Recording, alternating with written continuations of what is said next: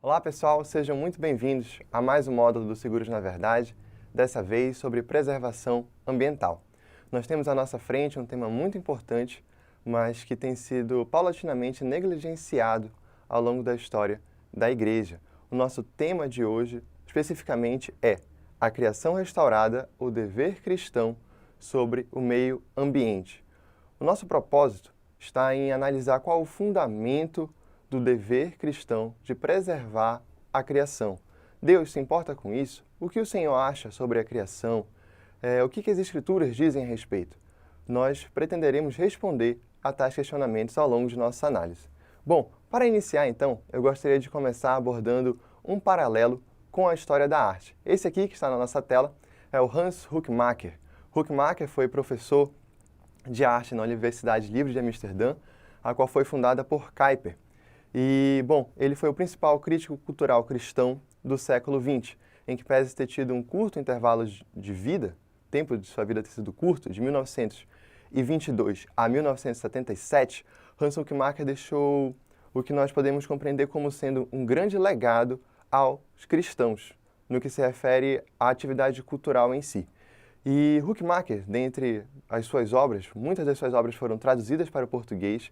Ele tem uma especificamente chamada A Arte Não Precisa de Justificativa, na qual ele diz o seguinte: a essência da arte não precisa ser justificada por critérios sociais, políticos, econômicos ou até mesmo evangelísticos. A arte não precisa de justificativa, na medida em que não é um meio para a obtenção de algo, mas um fim em si mesma, possuindo um significado enquanto criação de Deus.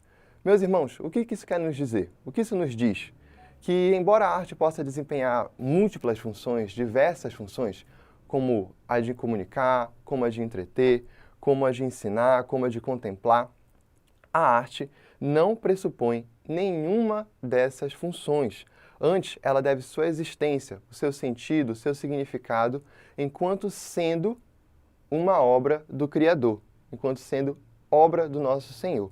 Então, tendo em vista esse paralelo com a questão da arte, nós podemos compreender a natureza, o valor intrínseco da natureza, a natureza como possuindo um valor em si mesma. De igual modo, a natureza não necessita ser justificada a partir de suas múltiplas finalidades. Não. Afirmar que algo dispõe de valor em si mesmo não significa dizer que esse algo seja de alguma forma absoluto, autônomo, independente, porque, como nós sabemos, nada abaixo do nosso Sol pode existir de forma autônoma no que se refere à realidade, tanto em relação ao Criador, quanto no que se refere aos indivíduos, às outras criaturas.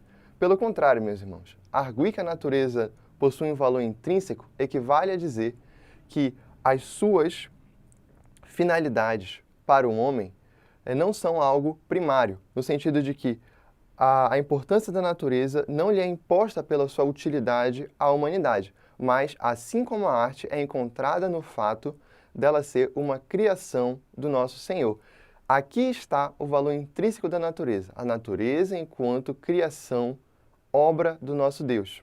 Ok? Meus irmãos, segundo Schaeffer, as pessoas que acreditam que o mundo, a realidade, veio a existir por mera causalidade, isto é, do nada e para o nada, não conseguem, têm dificuldade em atribuir um valor intrínseco, um valor concreto a qualquer coisa, porque esses indivíduos carecem de uma fonte última de sentido.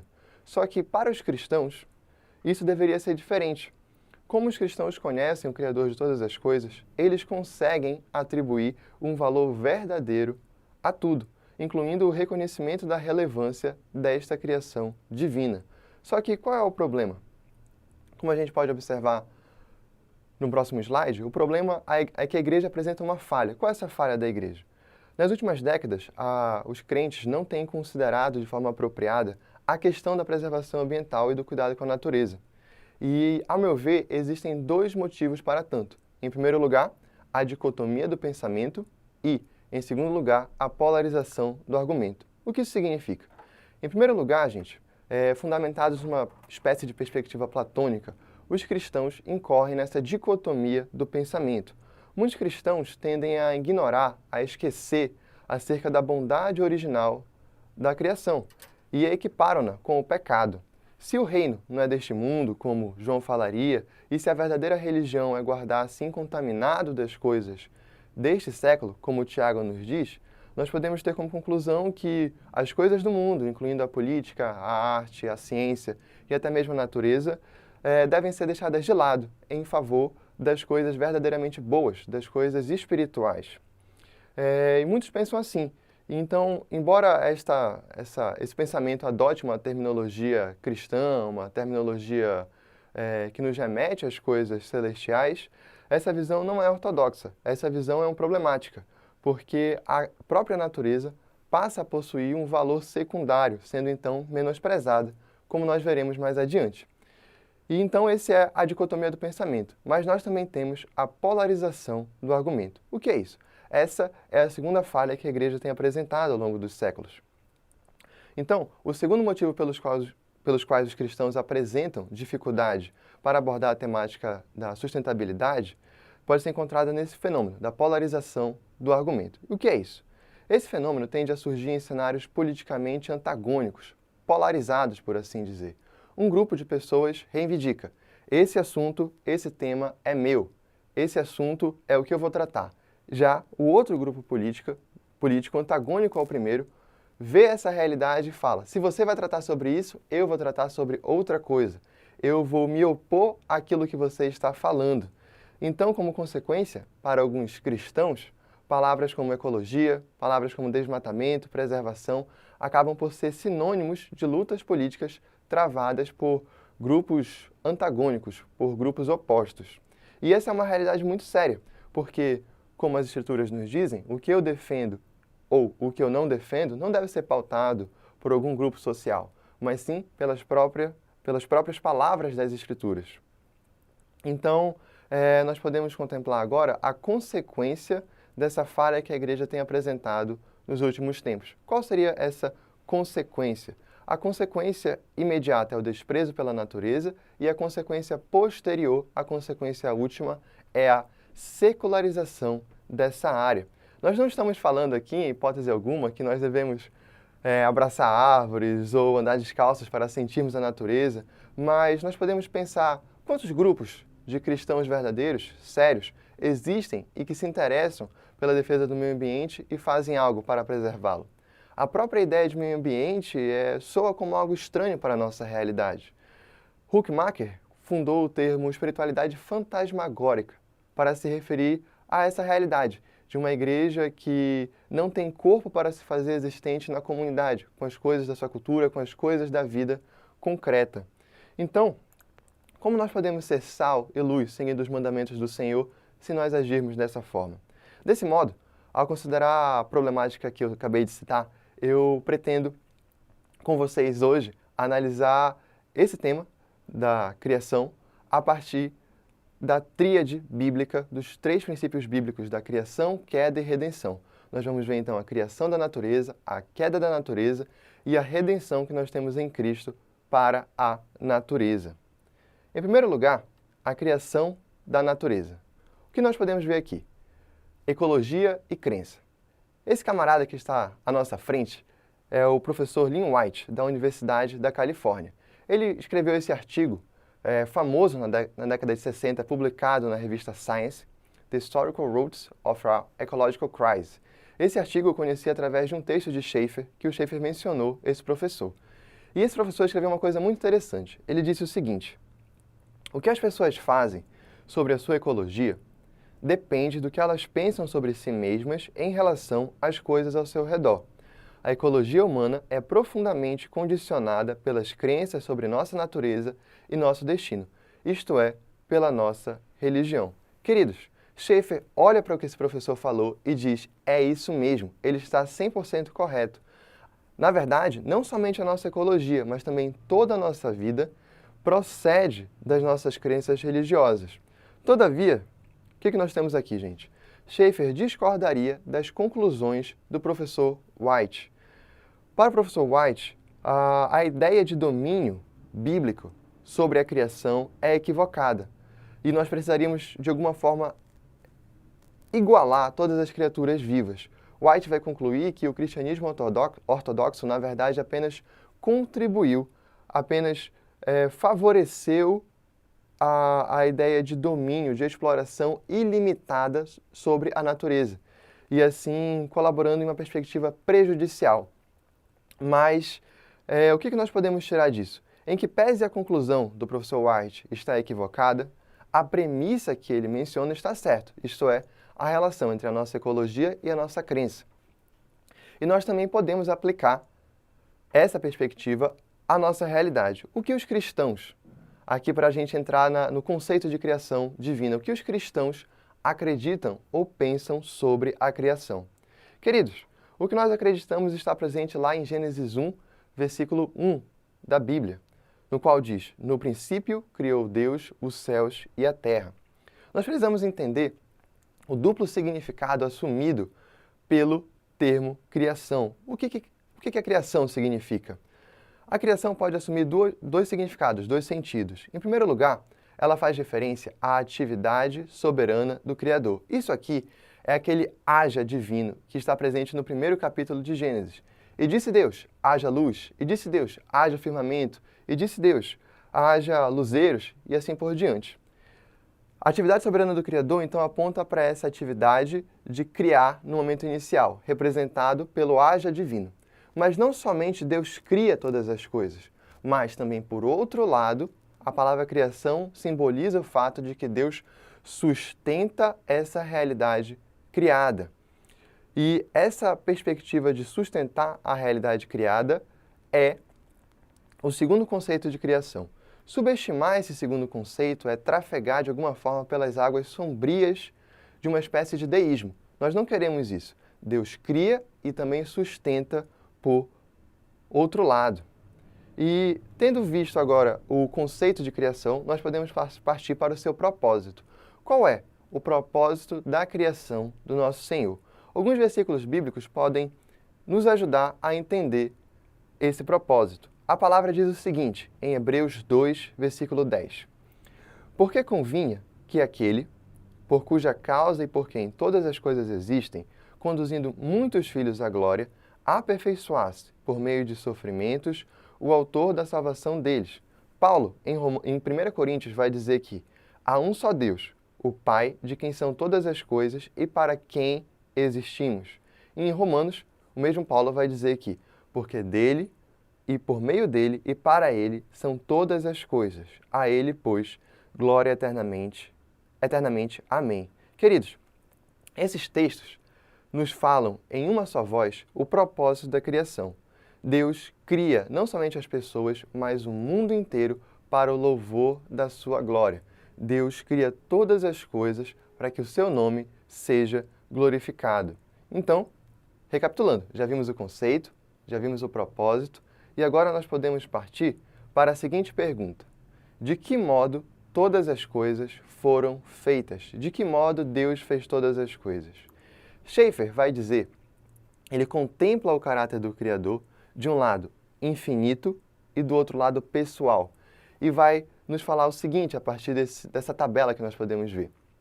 Ele nos dá duas perspectivas, a perspectiva da pessoalidade, de como tudo foi feito, e a perspectiva da infinitude, também de como tudo foi feito.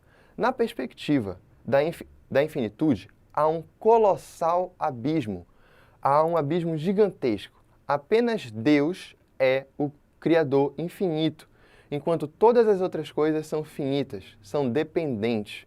O ser humano, o animal, a planta, todas as coisas, à luz do ensinamento bíblico, estão igualmente separados de Deus a partir dessa categoria, a categoria criatural. Todas as coisas são criaturas, enquanto somente Deus é o infinito. E Schaeffer continua dizendo que, da visão da infinitude de Deus, as pessoas e tudo que existe são, de alguma forma, um único pacote, uma única compreensão de criatura, compreensão daquilo que foi feito.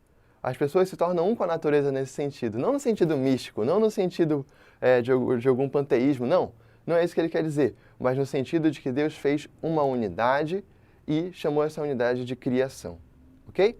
E na outra perspectiva, o que nós podemos aprender? Na perspectiva da pessoalidade. Se, na infinitude, nós, os animais, a natureza como um todo, se nós estamos todos juntos, em um só lugar, em um só momento, na perspectiva da pessoalidade, nós temos uma distância tremenda entre o ser humano, de um lado, e a fauna e a flora do outro. Por quê?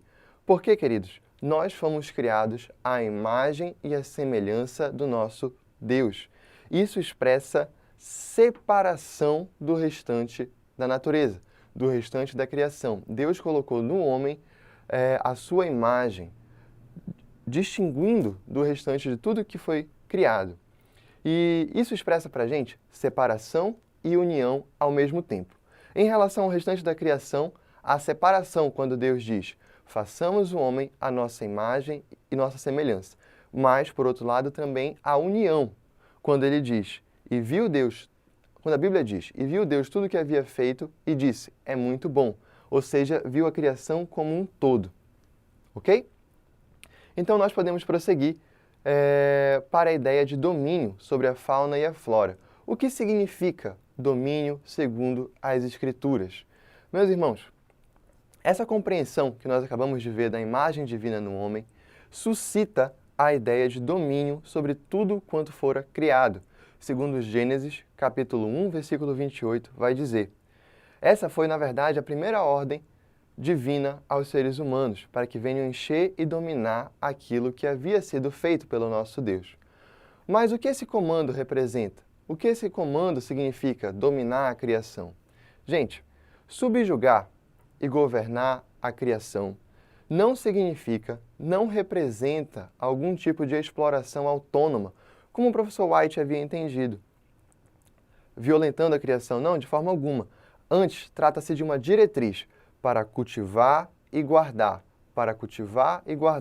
o santuário em sua santidade, expulsar a serpente e estender o reino de Deus. O próprio Salmo, de número 24, versículo 1, vai dizer que do Senhor é a terra e a sua plenitude. A partir daqui nós temos duas ideias. Em primeiro lugar, nós fazemos parte de uma só criação. Do Senhor é tudo que pertence a essa criação. Nós somos parte de uma só criação. E também, a partir desse versículo, nós podemos entender que o Senhor é dono de todas as coisas. A Ele pertence tudo. Ou seja, nós somos mordomos. E devemos, assim, exercer mordomia no mundo de Deus. Não como consumidores destrutivos, mas sim como servos. Não é nossa, é do Senhor, queridos. Não sei se é a minha cabeça, mas eu acho que eu estou escutando uns caminhões passando. Mas tudo bem, continua. Tá, ok? O que nós podemos perceber? Nós podemos perceber, então, que não foi a doutrina bíblica da criação que ocasiona dominação, opressão sobre a natureza, mas sim o pecado advindo dessa realidade. Nós temos aqui, então, nos primeiros versículos de Gênesis, uma ligação, uma relação recíproca. A natureza suporta, nutre, sustenta a humanidade. E, por outro lado, as pessoas foram chamadas a dominar, ou seja, a prestar serviço e cuidado para com essa criação. Queridos, a título de observação, eu gostaria apenas de citar que o mandato cultural, veja, mandato cultural não é sinônimo de missão integral. Uma coisa é uma coisa, outra coisa é outra coisa. O mandato cultural, tal como expresso no capítulo 1, versículo 28 de Gênesis, é aquela ordem divina para que as pessoas continuem a explorar as potencialidades implícitas presentes na criação. E será que isso contradiz a noção de domínio? De forma alguma. Por quê? Porque ambas as ordens, tanto a de dominar, que é o equivalente a guardar, a proteger, como a ordem de mandato cultural, que é aquela ordem de explorar as potencialidades implícitas da criação, elas não são contraditórias. Por quê? Porque ambas foram dadas pelo próprio Deus. E o nosso Deus não nos daria algo contraditório. Então, cabe a nós encontrarmos um meio termo, um caminho apto a conciliar essas duas perspectivas. E eu gostaria ainda, no assunto da criação, de salientar qual foi o clímax desta criação, qual foi o clímax da obra criadora do nosso Deus. Gente, tem um estudioso, um teórico chamado John Walton, que em um livro publicado em parceria com a ABC2, a editora Ultimato, se eu não me engano, ele, de modo curioso, ressalta que o clímax, que o apogeu da obra criacional, pode ser encontrado no dia 7 da criação. Nós sabemos que o dia 7 representa descanso, o descanso divino. Mas, por outro lado, esse descanso divino não significa que Deus estava fatigado, que Deus estava cansado do que ele havia feito e assim precisava de um dia de folga. Não. Pelo contrário, a ideia de descanso ao longo das Escrituras, segundo o professor Walton, significa a noção de desfrutar da segurança e da estabilidade em um sistema ordenado.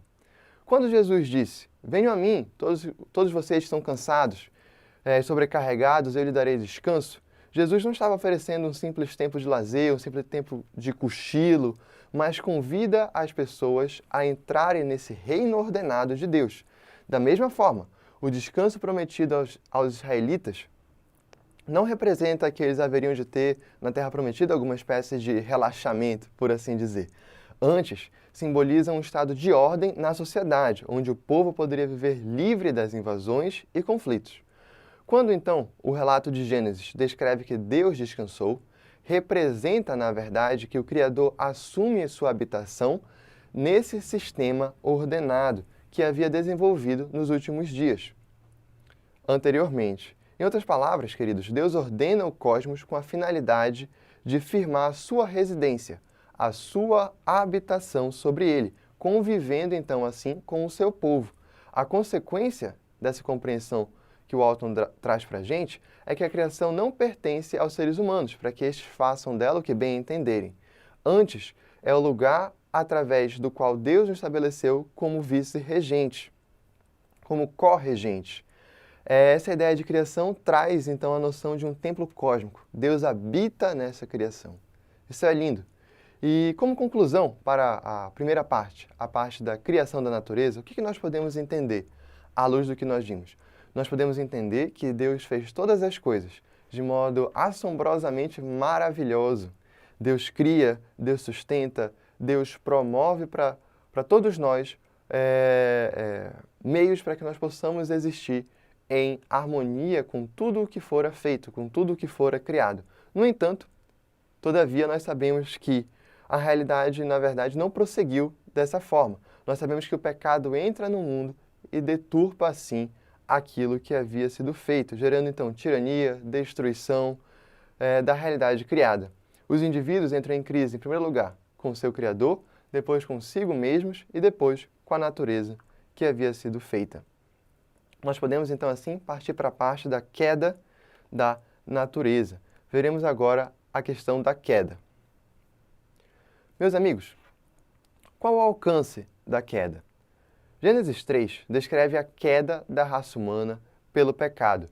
Nós podemos entender, então, que o pecado quebra essa coerência integrada da criação que havia sido feito. Ele mancha, o pecado mancha essa criação com a desobediência do primeiro casal. Nós sabemos que o pecado de Adão era o representante da humanidade. Nós sabemos que esse pecado gera consequências drásticas, não somente para ele e para Eva, mas também para todos os seus descendentes. Afinal, meus amigos, todas as gerações provenientes de Adão estão atoladas nessa miséria, efetuando maldade após maldade. E é isso que nós chamamos de depravação total. Depravação total não significa que um incrédulo, alguém que não conhece ao Senhor, não possa fazer alguma coisa boa. Se assim o fosse, nós teríamos problemas com os edifícios. Você já pensou se todo prédio, se todo edifício necessitasse ser feito, ser construído, calculado por um engenheiro, por um arquiteto cristão? Isso equivaleria a muitas mortes, porque muitas pessoas produziriam, construiriam, mas que na verdade não conhecem, não conheceriam a Deus. Então a depravação total não significa isso. Antes significa que todo o nosso ser foi de alguma forma manchado pelo pecado. Não há na nossa existência nenhuma área isenta dessa realidade pecaminosa. E, queridos, o pecado afetou não somente a humanidade, mas também o pecado afeta a própria natureza. Nós podemos ler em Gênesis 3:17 que Deus, pronunciando juízo, diz: Maldita é a terra por tua causa. O que isso significa?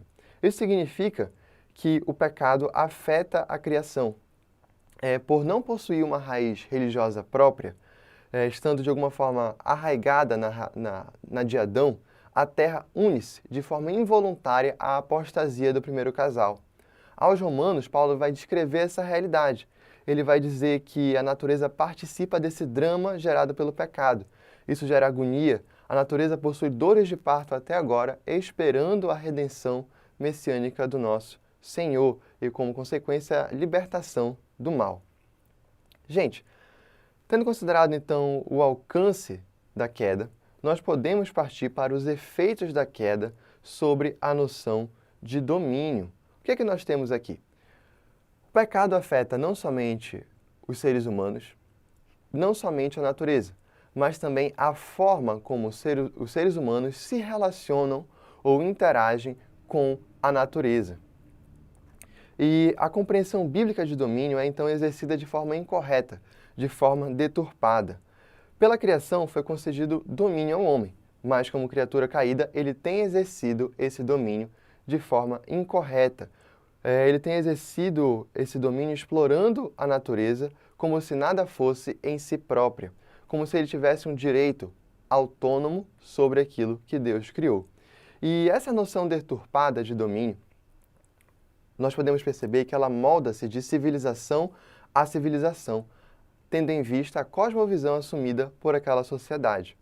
A depender da maneira como os indivíduos enxergam ou contemplam o relacionamento Deus-natureza, suas atitudes no que diz respeito à fauna e à flora vão ser moldadas, vão ser tomadas. É possível, então, meus irmãos, nós identificarmos, a princípio, com objetivo meramente didático, 3 perspectivas errôneas, 3 perspectivas deficitárias que expressam essa noção errada de domínio, as quais seriam, em primeiro lugar, Deus como a natureza, em segundo lugar, Deus acima da natureza, em terceiro lugar, Deus apartado da natureza. Em primeiro lugar, então, vamos aqui analisar a compreensão Deus como a natureza. A primeira visão, meus amigos, é Deus como a natureza. Isso é a perspectiva defendida pelo panteísmo. Estudiosos ao redor do mundo todo, à luz de problemas ecológicos diversos, dizem o seguinte, tentam desenvolver a ideia de que tudo é Deus ou de que tudo faz parte de Deus. Este é o conceito de panteísmo. Busca-se aqui apagar aquela distinção qualitativa, infinita, que existe entre o Criador e a sua criatura. A realidade passa a ser contemplada como uma simples extensão do divino, do qual todas as coisas emanariam. Os panteístas dizem que se tudo procede de Deus, ou se tudo é Deus, nós, então, devemos cuidar e preservar a natureza. É isso que eles dizem. Contudo, qual é o problema?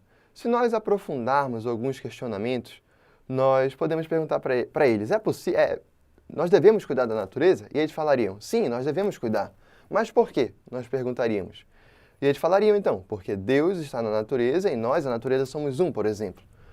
Ok, só que, no entanto, se nós formos aprofundar esses questionamentos e perguntarmos como dessa realidade advém a necessidade de alguém preservar a criação, nós já começamos de alguma forma a provocar essa noção panteísta. Em outras palavras, quando a crença em um Deus transcendente, imanente, santo, imutável, sem pecado algum, imaculável é perdida, torna-se impossível argumentar acerca de uma realidade moral concreta, ou seja, de uma afirmação objetiva do que seria certo e do que seria errado. Se Deus não existe, queridos, o que nós estamos tentando falar é que tudo é permitido. Ou seja, essa perspectiva panteísta carece de uma base moral objetiva para o dever de cuidado com a natureza, em última instância. É esse o defeito do panteísmo, da visão Deus como a natureza. E a segunda visão? A segunda visão é aquela que fala Deus acima da natureza. Essa visão é representada pelo platonismo e as suas diversas ramificações ao longo da história. O que nós temos no entendimento platônico? Para Platão, há uma distinção entre o mundo superior, que é onde as formas imutáveis estão presentes, e o mundo inferior, que é onde, na verdade, consiste as aparências, sombras, simulacros. O andar superior, queridos, é o mundo das ideias, uma noção metafísica. Já o andar inferior é o mundo material, é um mundo imperfeito, uma reprodução daquele mundo superior das formas. E a consequência prática dessa visão filosófica concretiza-se então no apreço pelas coisas imateriais, pelas coisas do mundo superior, e no desprezo pelas coisas materiais, pelas coisas do mundo inferior. E o ponto de vista platônico, como eu disse, influenciou diversos movimentos ao longo da história, teorias, religiões, ao decorrer dos séculos. A categoria que ele formula é justamente essa visão dicotômica da realidade, uma divisão. E nós podemos ver, por exemplo, essa divisão no próprio gnosticismo, uma heresia do primeiro século da Igreja.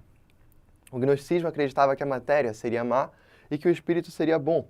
Posteriormente, nós podemos analisar a tradição advinda do catolicismo. O catolicismo divide entre a natureza, de um lado, que é o mundo material, o mundo visível, e a graça, que seria o mundo superior platônico, que é aquilo que pertence ao domínio celestial. Nós, meus irmãos, nos dias de hoje, também no mundo evangélico podemos perceber essa distinção, principalmente em sua vertente neopentecostal, quando nós vemos essa distinção platônica entre sagrado, de um lado, representando o mundo superior, e profano, de um lado, sendo aquele mundo inferior. E isso é um problema. Nós podemos tirar, por exemplo, o exemplo de uma balada gospel, uma tentativa de santificar algo que seria equivocado a partir da atribuição de nomes bíblicos, de nomes que tentariam santificar algo, mas isso, como nós sabemos, é uma coisa equivocada. Todos nós, do mundo evangélico, tanto neopentecostais quanto pentecostais, como cristãos reformados, somos de alguma forma culpados por essa perspectiva equivocada em nosso meio. E o grande problema da interpretação Deus acima da natureza, como vocês já devem estar imaginando, é a tentativa de romper essa natureza, essa integralidade da criação, integralidade da natureza, atribuindo-lhe um caráter meramente secundário. Nós temos aqui uma esfera inferior. Então, embora crentes verdadeiros busquem ser fiéis ao Senhor através dessa concepção, o resultado, na verdade, é completamente distinto. O que nós temos? No prisma cristão, não há nenhum espaço vazio para contemplar o mundo material como sendo algo inferior. E qual é o principal exemplo que nós temos disso? A encarnação do nosso Senhor Jesus.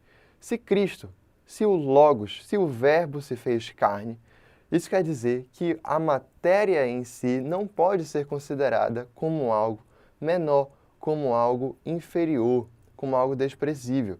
Não. Antes, nós devemos cuidar da criação, não renunciando, assim, essa perspectiva numa ideia dualista, por assim dizer, ok? Esse foi a segunda perspectiva equivocada de domínio, Deus acima da natureza. Meus irmãos, o último entendimento deficitário sobre a ideia de domínio que nós temos pode ser contemplado a partir da ideia Deus apartado da natureza. Esta compreensão, Deus apartado da natureza, é aquela compreensão defendida, advogada pelo humanismo.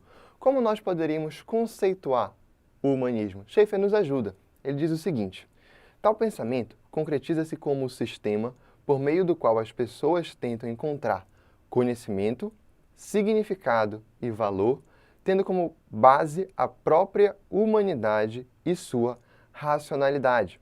As pessoas, irmãos, nesse contexto aqui, elas decretam a sua total emancipação de um antigo medievo religioso em direção a um futuro supostamente iluminado da razão e da ciência.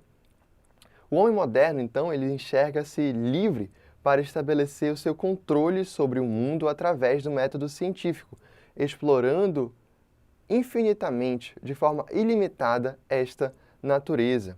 O humanista, então, é aquele que está preso no ideal científico de causa e efeito. Ele não consegue transcender essa perspectiva, essa percepção materialista e despreza como resultado a ideia do divino, a ideia transcendente. E é interessante, queridos, nós observarmos que o equívoco dessa visão não está no desenvolvimento da ciência. Por quê? Porque a ciência nada mais é do que a análise dos fenômenos empíricos da realidade, a análise ordenada desses fenômenos. E isso não é pecado. Antes, o próprio Criador nos deu essa possibilidade. O humanismo vacila ao tentar exercer esse método científico pautado pelo desejo humano desenfreado de domínio ilimitado, de controle sobre a natureza, longe de qualquer perspectiva transcendental. Então aqui nós temos um sistema fechado, ou seja, que está ausente no que se refere à questão da transcendência e ilimitado no que tange aos recursos disponíveis. Isso é um problema. Por que isso é um problema? Esse desejo desenfreado de controle sobre o mundo natural abre as portas para uma compreensão equivocada, uma vez que não reconhece a natureza também como um fim em si mesma, para a glória do nosso Criador. Antes, a existência objetificada à luz a partir dos objetivos gananciosos da humanidade. Aqui é onde ocorre a equivalência entre o conceito de domínio criacional e o conceito de exploração ilimitada que o professor White havia nos dito, que ele havia compreendido. E essa é a visão Deus apartado da natureza. Nós temos aqui o ideal científico, o homem contempla esse ideal científico longe do seu Criador, uma perspectiva simplesmente materialista. Ele enxerga essa realidade como uma extensa arena onde ele pode exercer esse domínio ilimitado sobre a criação a partir desse método científico, e isso é então problemático, porque ele não reconhece o valor intrínseco da criação, antes a objetiva segundo os seus preceitos, segundo suas finalidades. O que nós podemos perceber aqui, meus amigos? Nós podemos perceber que essas três visões de domínio são equivocadas. Deus como, Deus acima ou Deus apartado da natureza. É necessário que nós venhamos a enxergar uma visão bíblica concreta, correta sobre a ideia de domínio. E é isso que nós vamos fazer a partir da perspectiva da redenção da natureza. Nós já vimos a criação, vimos a queda e podemos partir agora para a ideia de redenção da natureza. Queridos, Paulo escreve lá em Romanos 8, 19 e 21 o seguinte: a ardente expectativa da criação aguarda a revelação dos filhos de Deus, pois a criação está sujeita à vaidade, não por sua vontade própria, mas por causa daquele que a sujeitou, na esperança de que a própria criação será libertada do cativeiro da corrupção para a liberdade da glória dos filhos de Deus. Gente, o que esse texto está nos dizendo? O que nós podemos compreender desse texto? O texto afirma que quando acontecer a ressurreição dos mortos, o homem e a natureza serão redimidos juntos. O sangue de Cristo salvará também a natureza do cativeiro oriundo da queda no pecado. E nós teremos então novo céu e nova terra. Afinal, esse novo céu e esta nova terra, prometidos pelo Senhor, são na verdade uma continuação, uma continuidade a partir da purificação pelo fogo da criação como nós conhecemos hoje. Todavia, gente, a ideia de redenção bíblica tem essa compreensão para o futuro, para aquilo que virá, mas também pode ser analisada a partir de uma compreensão presente, a partir de uma ideia do agora, possuindo consequências práticas para aqui e agora. De acordo com aquela famosa citação de Kuyper, Kuyper vai dizer que não existe um único centímetro quadrado da existência humana sobre o qual Cristo, que é o Senhor de todas as coisas, não possa reivindicar é meu. Nós podemos compreender, a partir dessa perspectiva reformada, que a extensão da redenção em Cristo é tão grande quanto aquela instaurada pelo pecado, de modo que não existe um único centímetro quadrado, um único espaço afetado pela queda que não possa ser redimido pela graça soberana do nosso Senhor. E isso traz consequências práticas profundas para o mundo como nós conhecemos, seja a política, a arte, o trabalho e também a natureza. Então, a redenção messiânica não se restringe somente à salvação dos indivíduos, mas também envolve o indivíduo por inteiro, senão nós seríamos salvos e subiríamos para a glória. Mas o próprio Cristo falou: Pai, oro para que o Senhor não os tires do mundo, mas para que o Senhor os proteja. Então, nós podemos agora partir para, tendo em vista essa ideia de redenção agora, qual seria a proposta cristã para a redenção da natureza? A proposta que nós temos, a alternativa cristã, seria essa, Deus enquanto Senhor da natureza. Essa expressão, meus irmãos, se afasta dos problemas oriundos das visões anteriores, na medida em que expressa, na medida que revela a soberania do Criador e também a necessidade de mordomia pelos seres humanos, tendo em vista que não é nossa, nós somos apenas vice-regentes, nós somos mordomos. Quais são os benefícios dessa visão? Deus enquanto Senhor da natureza. Nós podemos tirar alguns benefícios. Ih, Samuel, acho que parou o computador aí, cara. Parou? Tá falando aí. Ops. Ih, rapaz. Coloca a apresentação aí, cara. Peraí. Falta só mais 2. Foi? Estranho, tá lento, mas foi, eu acho. Deixa eu voltar aqui. Queridos, nós podemos então atentar para os benefícios da visão cristã, Deus enquanto Senhor da natureza. Quais são? Nós temos pelo menos aqui 3. Em primeiro lugar, a preservação do gênero humano. Gente, nós sabemos que pelo vínculo criacional imposto, as pessoas estão ligadas com a natureza de forma vital. Isto é, se ela não existisse ou fosse destruída, a nossa vida não seria possível. Então, preservar a natureza é também atuar em prol da preservação do gênero humano. O segundo benefício dessa compreensão está na sustentabilidade da fauna e da flora. A preservação ambiental exercida pelos seres humanos é um gesto de proteção à natureza. E o terceiro benefício que nós poderíamos retirar dessa perspectiva é também a propagação do Evangelho. Propagação do Evangelho? Sim. Por quê? Porque uma conduta a favor da subsistência do meio ambiente pode tornar-se também um ato evangelístico, na medida em que testemunha da redenção de Cristo para as pessoas, na medida em que testemunha dessa necessidade de redenção presente e da obra eterna de Cristo para as pessoas. Elas não vão ver nós cristãos enquanto meramente alienados em busca de uma dualidade, como nós falamos, aquela dualidade platônica. Isso não vai existir aqui. Mas antes elas vão olhar para a gente, o nosso cuidado com a criação, e isso pode, de alguma forma, abrir portas para que nós venhamos a propagar o Evangelho de Cristo. E só que qual é o ponto relevante? Esses benefícios que nós podemos analisar ou contemplar não podem ser confundidos com o fundamento pelo qual nós devemos exercer o cuidado, o domínio para com a criação. Por quê? Quando nós de alguma forma, trocamos o fundamento pelo benefício, nós, ao decorrer do tempo, ao longo do tempo, esquecemos porque nós, de fato, realizamos ou fazemos determinada conduta. Nós devemos prestar atenção para que não venhamos a confundi-los. Qual seria, então, o fundamento da visão cristã Deus enquanto Senhor da natureza? Gente, embora produza efeitos benéficos, muitos efeitos positivos, como nós vimos, essa visão do Senhor, de Deus enquanto Senhor sobre a natureza, está fundamentada no simples fato de que Deus criou e de que Deus se importa com a sua criação, concedendo então a esta humanidade, concedendo a nós a ordem de guardá-la, a ordem de honrá-la e de preservá-la. Em outras palavras, uma ética cristã sincera pressupõe benevolência, cuidado para com a criação. O fundamento dessa visão não se confunde com seus benefícios.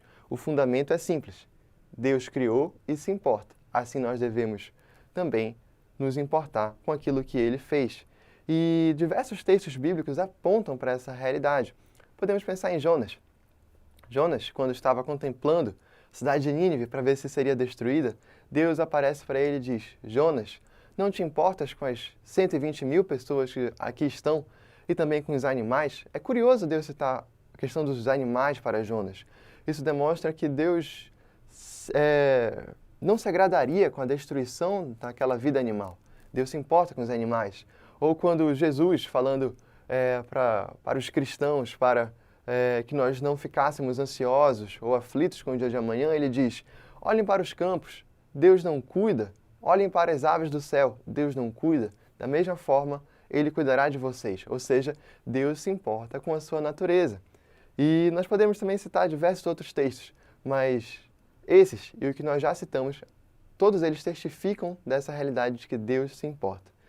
Gente, uma última observação importante é uma observação feita pelo próprio Schaeffer. Schaeffer vai dizer que, de forma sensata, essa compreensão cristã sobre a natureza não produz, tal como o pensamento panteísta, uma espécie de interação intangível, sagrada ou estática do homem para com a realidade criada. Em momento algum, as Escrituras comandam um relacionamento inoperante, marcado pela passividade, ou um relacionamento místico, caracterizado pela atribuição de sentimentos, por exemplo, ou reações humanas, à fauna e à flora. Não, é preciso distinguir duas situações.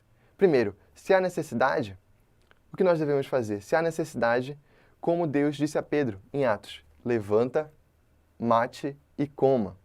Não obstante, qualquer atitude também fruto de um impulso destruidor da ganância humana deve ser combatida de modo veemente, sendo considerado então pecado para com o Criador. Mas se há necessidade, levante, mate e coma. E qual é a conclusão que nós podemos tirar disso? Qual é a conclusão que nós podemos tirar da perspectiva de Deus enquanto Senhor sobre a criação? Gente, esta visão proporciona um entrelaçamento harmônico, um entrelaçamento maravilhoso entre o cuidado com a criação, representado pelo domínio do homem, e o mandato cultural, que nós havíamos citado, representado por esse desenvolvimento das potencialidades implícitas da criação. Tal associação simétrica somente é possível graças ao fato de que o labor sobre a criação não será exercido de forma tirânica, mas prezará por uma sustentabilidade ambiental. À luz do exposto, nós podemos perceber que o caminho cristão é o único caminho adequado para promover a restauração do relacionamento entre o ser humano e a natureza, concedendo uma base sólida, coerente, firme para tanto. A conclusão que nós podemos tirar é que possamos considerar importante aquilo que Deus considera importante.